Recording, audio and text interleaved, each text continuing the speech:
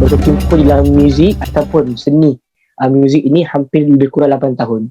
Yang mana Alhamdulillah Allah rezekikan untuk saya ikuti banyak pertandingan, bahkan sampai daripada peringkat zon sampai peringkat antarabangsa. Yang mana saya di dalam muzik ini telah berjumpa dengan ramai orang yang ahli, maksudnya orang yang bermuzik, dan juga saya direzekikan juga untuk sama-sama menjadi jurulatih di dalam nasyid kepada dalam beberapa negeri, antara negeri Johor sendiri dan sebagainya. Cuma sekarang ini bila mana dah sambung pengajian ke Mesir, perkara itu dah jadikan sebagai sekadar sampingan. Jadi nak menjawab ataupun nak memberikan definisi secara umum pada perihal muzik, pertama kita kena harus tahu beberapa perkara yang mana Islam ini dia tidak mengharamkan ataupun dia tidak membenarkan sesebuah perkara itu, melainkan ada sebab, ada why benda ni tak boleh buat, why benda ni tak boleh buat dan sebagainya. Kalau kita lihat di dalam Islam, dia tidak mengharamkan hiburan selagi mana hiburan itu tidak melanggar syariat, hiburan itu tidak membawakan kita kepada kelalaian. Maksud kelalaian dekat sini, kita buat satu perkara itu dengan berlebihan sehingga kan kita lalai untuk melakukan amal ibadah, kita lalai untuk melakukan perkara-perkara yang wajib sebagai kata seorang Muslim, kita lalai untuk melakukan sebagai tanggungjawab sebagai seorang talibul ilm, penuntut ilmu, ataupun sebagai seorang anak. Maknanya bila mana kita lakukan apa jua perkara, tidak kira sama ada muzik ataupun kita bersukan ataupun kita buat apa perkara yang mana perkara itu boleh menyebabkan kelalaian, maka ia akan jatuh kepada hukum haram. Baik. Cuma kalau kita nak membicarakan tentang muzik ini secara lebih luas, untuk dalam masa yang ada ni tak cukup. Cuma saya boleh memberikan sedikit sebanyak beberapa pandangan, yang mana pandangan ini hasil daripada kajian yang saya buat sendiri secara khusus untuk mendapatkan seberapa banyak dalil, seberapa banyak pendapat, adakah benar Islam ini memang haramkan terus muzik. Adakah kita ni tak boleh menyanyi, adakah kita tak boleh nak main gitar, adakah kita tak boleh dan sebagainya. Kalaulah perkara itu diharamkan, nescaya dekat Malaysia ini kita tak akan dapat lihat muzik-muzik yang macam sekarang ni. Macam kalau kita lihat di dalam hiburan awam, adanya AJL, anugerah juara lagu. Kenapa perkara itu dibenarkan? Kenapa perkara itu dibenarkan? Sedangkan kalau kita lihat, kita mengambil dalil yang khusus yang mengatakan muzik ini haram. Kenapa Jabatan Agama ataupun JAKIM membenarkan? Itu yang pertama. Yang kedua, itu untuk hiburan awam. Kalaulah hiburan ini tidak dibenarkan, bagaimana pula dengan majlis-majlis yang adanya qasidah, majlis-majlis puji-pujian kepada baginda Nabi? Kita baca maulid, kita baca qasidah, kita puji-puji Nabi. Adakah perkara ini, dan ini adalah hiburan, adakah perkara yang kita menyebutkan nama Nabi, kita bermaulid, bermain gendang dan sebagainya untuk mengikuti Nabi, adakah perkara ini terjatuh di dalam hukum yang haram? Itu persoalan yang kedua. Dan yang ketiga, kalaulah benar muzik itu haram secara mutlak, maksudnya tak buat terus, mana tak boleh mutlak, bagaimana pula dengan industri nasyid yang memberikan muzik ni dengan perkara-perkara mengajak kepada kebaikan.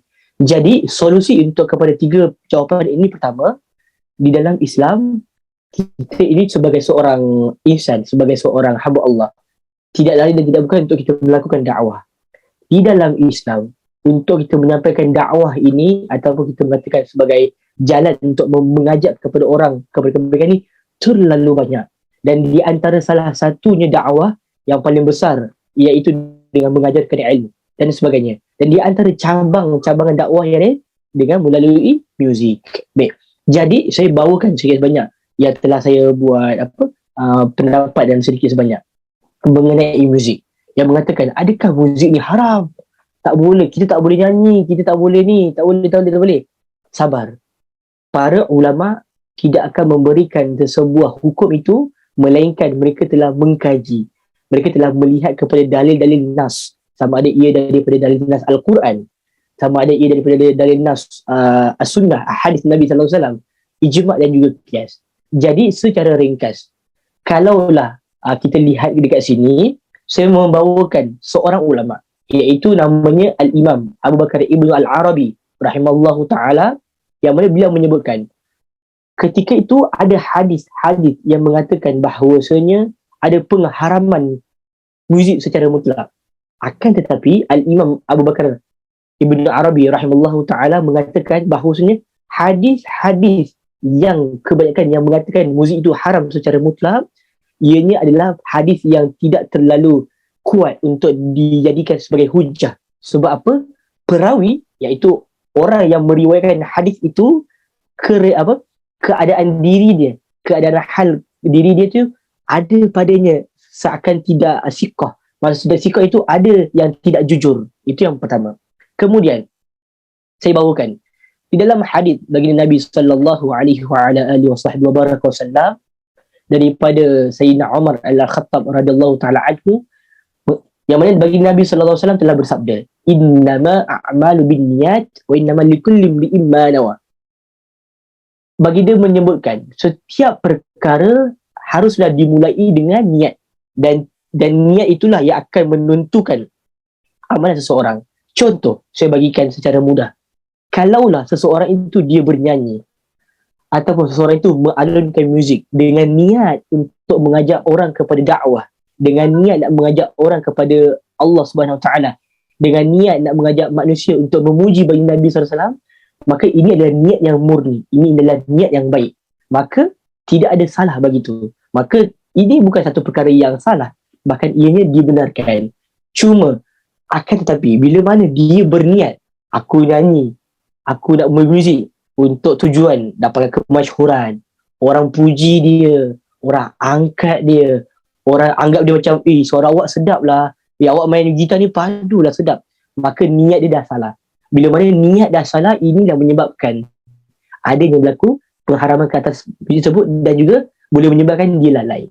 Itu yang pertama. Yang kedua, saya bawakan sedikit sebanyak pendapat yang mana Al-Imam Qalyubi rahimallahu ta'ala, dia memberitahu yang mana meskipun mengharamkan nyanyian selain daripada hari perayaan, beliau juga mengharuskan untuk apa? Nyanyian dalam keadaan sakit. Al-Imam Qalyubi rahimallahu ta'ala ini merupakan salah seorang ulama, kibar ulama yang padanya dalam ilmu usul fiqh, yang mana beliau telah memberitahu ada pengharaman nyanyian sewaktu perayaan. Kata Al-Imam Qalyubi rahimallahu ta'ala, akan tetapi bila mana seseorang itu sakit, bila mana seseorang itu dalam keadaan yang tidak bermaya, dia berhajat untuk sembuh, maka dia nyanyi. Dia nyanyi dengan niat dia nyanyi itu mampu menggembirakan hati dia, mampu menyembuhkan dirinya, maka itu tidak ada menjadi satu kesalahan. Jadi berbalik kepada tajuk yang saudari sampaikan, betul ke muzik ini lalai dan kita kena tinggalkan?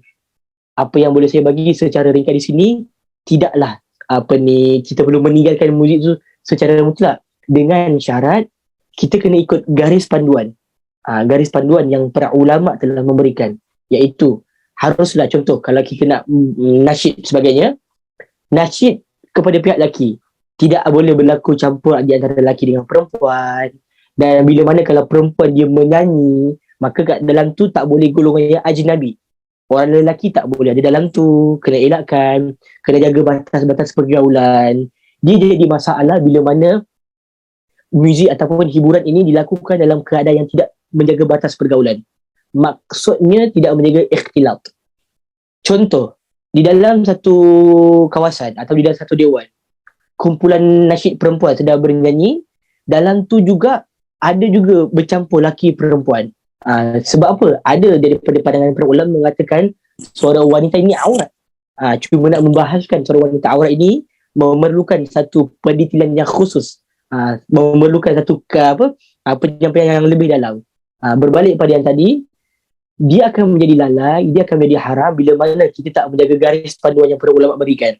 Campur laki perempuan, lepas tu nyanyi waktu azan terus berjalan, kita tak hindarkan. Jadi benda-benda sebeginilah yang boleh menyebabkan nyanyian tersebut, menyebabkan hiburan tersebut menjadi lalai. Ada pula kita melakukan hiburan, contoh sebagainya, kita nyanyi ataupun dan sebagainya, hiburan bentuk muzik ni, tetapi bila mana masuk waktu azan, berhenti sekejap. berhenti, kemudian solat dulu, baru sambung balik. Maka perkara ini tidak ada masalah.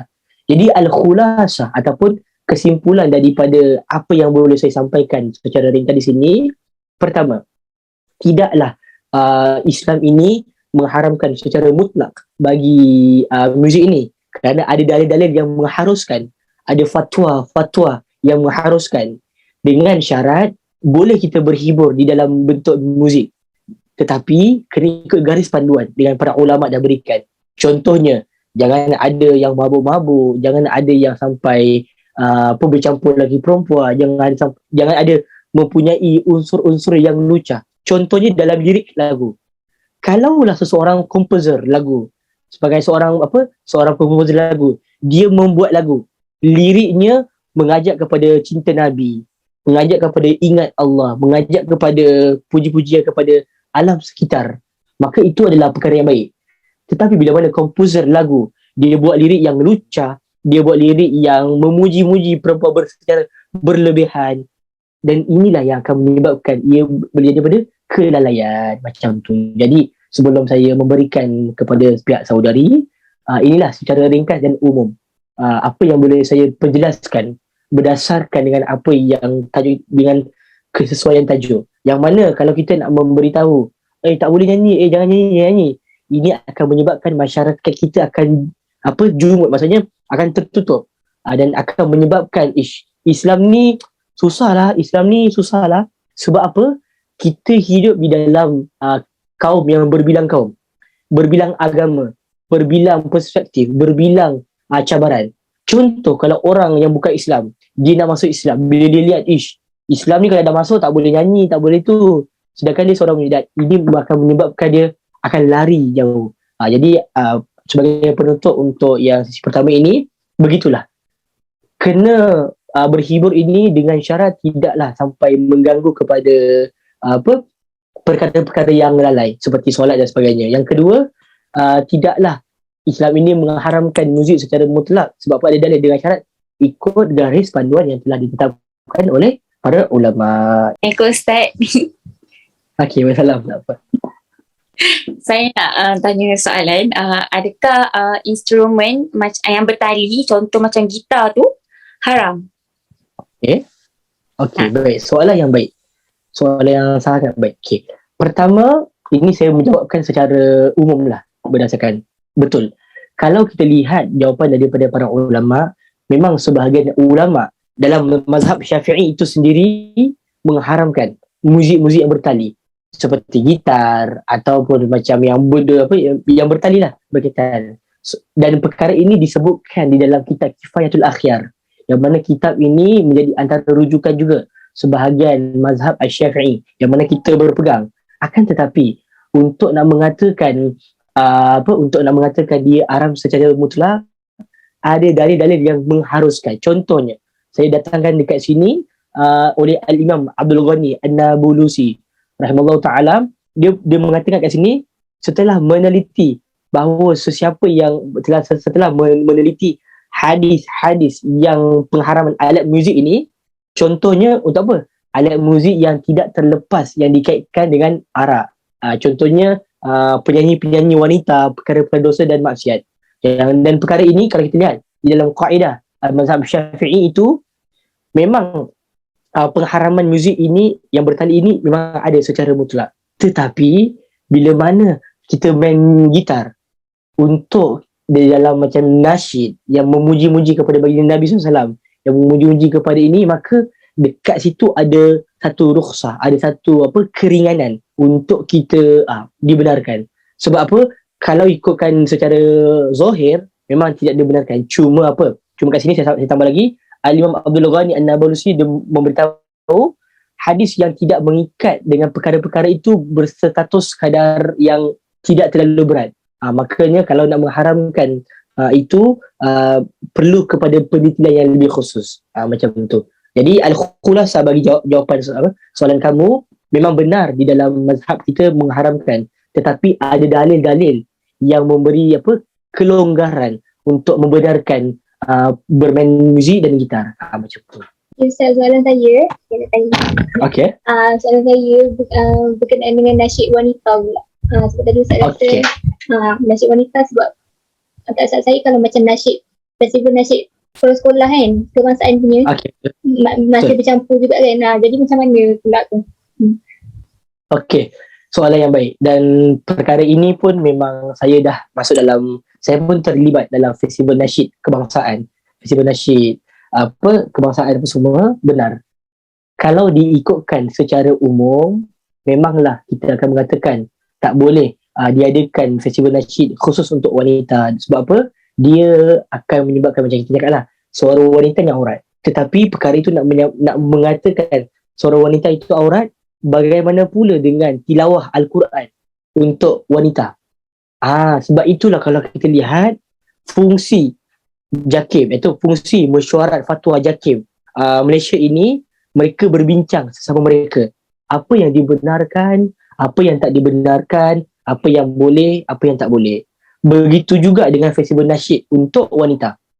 Sebab itu kalau kita lihat, memang kalau kita lihat di dalam festival nasyid wanita, contoh macam MTQ, Majlis Tilawah Al-Quran antara sekolah-sekolah kebangsaan, ataupun misalnya Majlis Ihtifal, sukan-sukan beragama, memang ada festival nasyid wanita. Tetapi dekat situ, sebelum diadakan festival tersebut, mereka yang mengadakan, pihak yang mengadakan festival tersebut, mereka telah meminta rujukan, telah meminta pandangan dan mengadakan mesyuarat. Apa yang dibenarkan, apa yang tak dibenarkan. Dan setakat ini alhamdulillah, setakat yang saya jaga, dan bahkan saya juga seorang jurulatih kumpulan nasyid wanita Johor masa 2017, 2016, saya melatih mereka dan saya jadi sebagai wakil untuk dalam tu. Jadi alhamdulillah, sewaktu dalam dewan itu hanyalah kumpulan wanita sahaja yang ada dalam dewan itu, dan juri yang ada juri lelaki, ada juri perempuan, dan hanya jurulatih. Lelaki yang tidak ada kaitan memang tidak ada dalam dewan tersebut. Jadi kat sini alhamdulillah sudah lihat memang ianya terjaga. Ia terjaga. Sebab apa? Dia tidak bercampur sesama lelaki perempuan. Kerana itulah kalau kita kata, kalaulah perkara ini haram, maka tidak akan ada festival nasyid kebangsaan yang menggabungkan satu Malaysia khusus untuk wanita. Dan jawapan yang kedua, kalaulah tidak diadakan festival seperti ini, bakat yang ada setiap orang tidak dapat untuk kita memberikan. Macam tu. Sebab apa? Kalaulah tak ada ni, jadi mereka bakat yang ada tu terpendam. Jadi dengan situlah kita boleh memberikan. Dan pada masa yang sama juga, dia telah memberikan satu kredit untuk markah kurikulum macam tu. Jadi itu jawapan daripada saya, insyaAllah.